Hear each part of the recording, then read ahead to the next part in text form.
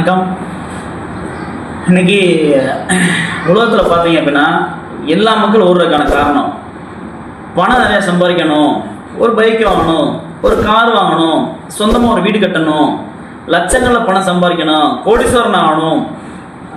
அல்டிமேட்டாக பார்த்தீங்க அப்படின்னா லைஃப்பில் பெருசாக ஜெயிக்கணும் அப்படின்ற ஒரு எண்ணத்தோட தான் எல்லாமே ஓடுறோம். நீங்களும் சரி நானும் சரி லைஃப்பில் எப்படியா பெருசாக ஜெயிச்சிட மாட்டோம்னு ஓடிட்டு இருக்கோம். சரிங்களா? என்னோட கேள்வி என்னென்னா, லைஃப்பில் பெருசாக ஜெயிக்கணுன்ற எண்ணத்தோடு இருக்கவங்க அல்லது ஆசையோடு இருக்கவங்க எல்லாமே ஜெயிச்சிடுறாங்களா? வாய்ப்பே இல்லை. ஆசை எல்லாத்துக்குமே இருக்குது. லட்சாதிபதி ஆகணும், கோடீஸ்வரன் லைஃப்பில் ஜெயிக்கணுன்ற ஆசை எல்லாத்துக்குமே இருக்குது. ஏன் ஜெயிக்கல அவங்க அப்படின்னு சொல்லி கேட்டால், உழைப்புன்னு ஒரு விஷயம் இருக்குது. உழைச்சா மட்டும் தான் ஜெயிக்க முடியும் அப்படின்னு நிறைய பேர் சொல்லுவாங்க. ஆசைப்பட்டெல்லாம் ஜெயிக்க முடியாது, உழைச்சா தான் ஜெயிக்க முடியும். என்னோட கேள்வி என்னன்னா, உழைச்சா ஜெயிக்க முடியும் அப்படின்னா அப்போ உழைக்கிற எல்லாருமே பெருசாக ஜெயிச்சிடறாங்களா? இன்னைக்கு தாரோடு போடுறவங்க லைஃப்பில் பெருசாக ஜெயிச்சிடறாங்களா? கல்குவாரியில் வேலை பார்க்கறவங்க பெருசாக ஜெயிச்சிடறாங்களா? மேஸ்திரி கொத்தனார் பெருசாக ஜெயிச்சிடறாங்களா? வாய்ப்பே இல்லை. அப்போ கடுமையாக உழைக்கிறவங்க பெருசாக ஜெயிக்கலாம்னு சொல்லி கேட்டால் அதுவும் இல்லை. அப்போ லைஃப்ல பெருசாக ஜெயிக்கின்ற எண்ணம் இருக்கு, அவங்க உழைக்கிறாங்க, உழைச்சாலாம் ஜெயிக்க முடியுமா? அப்போ என்ன மிஸ் ஆகுது? எண்ணம் ஃபர்ஸ்ட் இருக்கு, அதை தப்பு சொல்ல முடியாது. உழைக்கிறாங்க, அதையும் தப்பு சொல்ல முடியாது. வேற என்ன மிஸ் ஆகுதுன்னு சொல்லி கேட்டீங்க அப்படின்னா, அவங்க லைஃப்ல பெருசா ஜெயிக்கிறதுக்கான வாய்ப்பு அமையணும். ஒரு வாய்ப்பு இருந்து அந்த வாய்ப்புல போய் உழைச்சாதான் அவங்க பெருசா ஜெயிக்க முடியும். வாய்ப்பே அது ஒரு இடத்துல போயிட்டு கடுமையா உழைச்சாலும் ஜெயிக்கிறோன்னா வாய்ப்பே கிடையாது.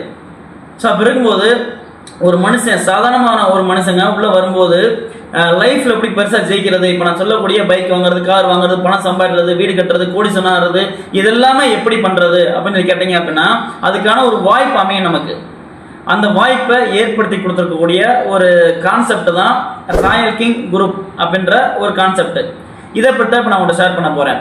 நம்ம பார்த்தீங்க அப்படின்னா ஒரு 4 விஷயத்த தாரம் மந்திரமா வச்சு பண்றாங்க. அது என்ன விஷயம் சொல்லி பார்த்தீங்க அப்படின்னா, ஃபர்ஸ்ட் விஷயம் கிரியேட் ஆண்டர்பிரனர், தொழில் முனைவர்களை உருவாக்குறாங்க.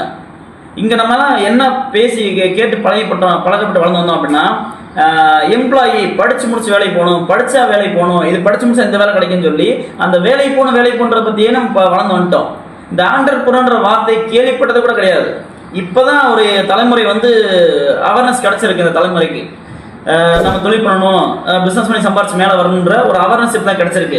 அப்போ இதுதான் சரியான டைம் நினைச்சு தான் இப்போ நாங்கள் இந்த வீடியோ போடுறோம். ஸோ கிரியேட் ஆண்டர்பிரனர், இங்கே நம்ம பார்த்தீங்க அப்படின்னா ஃபர்ஸ்ட் விஷயம் தொழில் முனைவரை உருவாக்குறாங்க. அடுத்து அப்போ தொழில் முனைவர் உருவாக்குனா மட்டும் போதுமா, அவங்க லைஃப்ல பெருசாக ஜெயிச்சிருவாங்களா அப்படின்னு சொல்லி கேட்டால் இல்லை. அதுக்கு செகண்ட் ட்ரைனிங் நம்ம என்ன பண்ணுறோம்னு சொல்லி கேட்டீங்க அப்படின்னா, பர்சனாலிட்டி டெவலப்மெண்ட் அப்படின்னு சொல்லி பர்சனல் குரோத்தை பற்றி பர்சனலாக ஒருத்தர் என்னென்னா மாற்றிக்கணும். இப்போ ஒருத்தர் பிஸ்னஸ் பண்ணுறாங்க, ஆனால் பிஸ்னஸ் பண்ணாமல் நிறைய பேர் ஜெயிச்சிடுறாங்க, நிறைய பேர் தோத்துடுறாங்க. என்ன ரீசன் சொல்லி கேட்டீங்க அப்படின்னா, பர்சனாலிட்டி டெவலப்மெண்ட் அவங்கள்ட்ட இருக்காது. அந்த காலத்துக்கு ஏற்ற மாதிரி பிஸ்னஸ் பண்ணணும், காலத்துக்கு ஏற்ற மாதிரி தன்னை மாற்றிக்கிறணும், கஸ்டமருக்கு ஏற்ற மாதிரி தன்னை மாற்றிக்கிறணும், ரிஸ்க் இருக்கும், காம்படிஷன் இருக்கும், எல்லாமே இருக்கும். இதெல்லாம் எப்படி ஃபேஸ் பண்ணி மேலே வர்றது அப்படின்றதுக்கான யாரும் சொல்லித்தர மாட்டாங்க அவங்களுக்கு. அதனால நிறைய பேர் பிஸ்னஸில் தோத்துறாங்க. அது இருக்கக்கூடாதுன்றதுக்காக தான் பர்சனாலிட்டி டெவலப்மெண்ட் சொல்லி ஒரு ட்ரைனிங் நம்ம கொடுக்குறோம். 2வது ட்ரைனிங். 3வது விஷயம் பார்த்தீங்க அப்படின்னா, இப்போ 2 சரியா பண்ணால் போதுமானது, அதாவது தொழில் வாய்ப்பு கிடைச்சிருச்சு, அதில் பர்சனாலிட்டி டெவலப் ஆகிட்டோம், அது மட்டும் இருந்தால் போதுமான்னு சொல்லி கேட்டால் வாய்ப்பு இல்லை. 3வது முக்கியமான விஷயம் என்னன்னு சொல்லி கேட்டீங்க அப்படின்னா, அதுதான் லீடர்ஷிப் குவாலிட்டி, தலைமைத்துவம் அப்படின்னு சொல்லுவாங்க. இந்த தலைமைத்துவம் இல்லாமல் ஒருத்தர் தொழில் முனைவர் ஆக முடியாது, தொழிலதிபராக மாறவே முடியாது.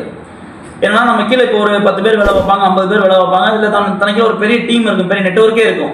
அந்த நெட்வொர்க்குக்கு ஒரு சிறந்த லீடர் வேணும்.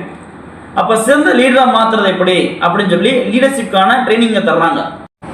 அப்போ இந்த 3 விஷயம் இருந்தால் போதுமா பிஸ்னஸில்? அதாவது ஒரு தொழில் வாய்ப்பு கிடச்சி பர்சனலாக குரோத் ஆகி லீடர்ஷிப் விஷயம் கற்றுக்கிட்டா மட்டும் போதுமானதா? கிடையாது. அதுக்கடுத்து தான் பணம் ஒரு விஷயம் இருக்குது, மணி மேனேஜ்மெண்ட். ஒரு பணத்தை சம்பாதிங்க அப்படின்னா அந்த பணத்தை எப்படி செலவு பண்ணணும், நம்ம பிஸ்னஸை க்ரோத் பண்ணுறதுக்கு எப்படி செலவு பண்ணணும், நம்ம பர்சனலாக செலவு பண்ணுறதுக்கு எப்படி பண்ணுறதுன்னு சொல்லி மணி மேனேஜ்மெண்ட்டை பற்றி ட்ரைனிங் இருக்குது. இதெல்லாம் முடிச்ச பிறகு பார்த்தீங்க அப்படின்னா ஆட்டோமேட்டிக்காக ஒருத்தர் ஃபினான்ஷியலாக ஃப்ரீடம் ஆயிடுறாங்க. அதான் நம்ம இந்த 4 விஷயத்தை பேஸ் பண்ணி பண்ணுறாங்க நம்ம பிஸ்னஸில். ஸோ இதை பற்றி நீங்கள் ஃபுல்லாக தெரிஞ்சுக்கணும், தெளிவாக தெரிஞ்சுக்கணும் அப்படின்னா இந்த ஸ்க்ரீனில் தெரிஞ்சுக்க நம்பருக்கு கால் பண்ணுங்கள்.